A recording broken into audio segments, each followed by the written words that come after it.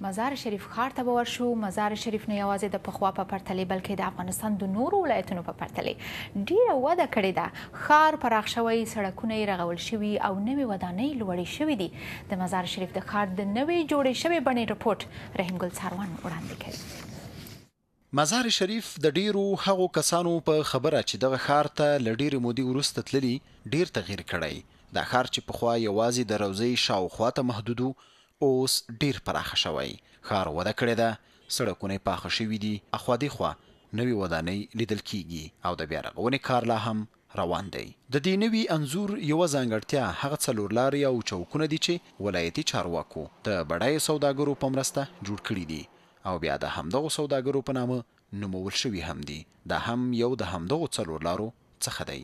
مزار شریف چې روضې ورته خاص شهرت وربخلی، نه یوازې دننه روضه رغول شوې بلکې څلورو لورو ته پرتې څلورلارې یا دروازې هم د بلخ د مشهورو شخصیتونو په نومونو نومول شوي او پرې ګنبدې یا تاریخي څلي آباد شوي دي. د دې ښار د ښاروالۍ مسؤلین وایي د ښار د وټونو ترڅنګ کانالیزاسیون عیار شوی، د سړکونو په څنګ کې د قطره‌ایي سیستم له لارې نیالګي کښېنول شوي.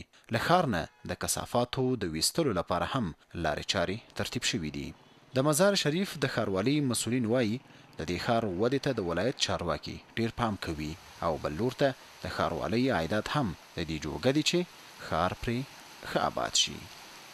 زمانی که یک اداره کله چې یوه اداره د ورځې 1.5 میلیون افغانۍ عاید ولري نو دا امکانات هم لري چې ودې او بیا رغونې ته کار وکړي.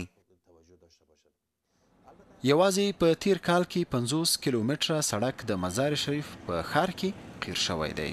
لا هم د دې ښار په ځینو څنډو کې د بیا رغونې کارونه لیدل کیږي. د مزار شریف د ښار ترافیکي سیستم عیار شوی او خلک د ترافیکي نښو او اشارو درناوی کوي او دا نظم مراعات کوي.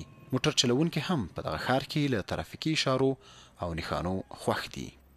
اشاره ترافیکي نښو 80% اسانتیا رامنځته کړي، خو باید خلک هم قانون مراعات کړي. بلخوا د بیا رغونې کارونو او د ښار نوي انځور ښاریان خوشحاله کړي او په دې وجه له ولایتي مقاماتو خوښ ښکاري. قسمه که میبینین شهر مزار شریف څنګه چې تاسو وینئ مزار د نورو ولایتونو په پرتله وده کړې ده. دلته ښه بیا رغونه شوې ده. موږ له خپل والي مننه کوو. نه یوازې د مزار شریف د ښار بڼه بدله شوې ده بلکې د بلخ چارواکي وایي اکثرو ولسوالیو ته یې سړکونه هم پاخه شوي دي.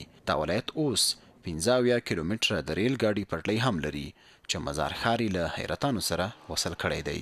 د بلخ د چارواکو په وینا د دې ولایت عواید هم د نورو کلونو په پرتله زیات شوي دي.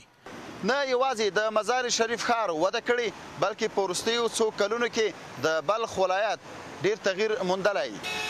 دغه ولایت کې په سلګونو پروژې تطبیق شوي او ترڅنګ یې د دغه ولایت د ولسوالیو سړکونه پاخه شوي دي. رحیم ګل څاروان، اشنا تلویزیون، مزار شریف.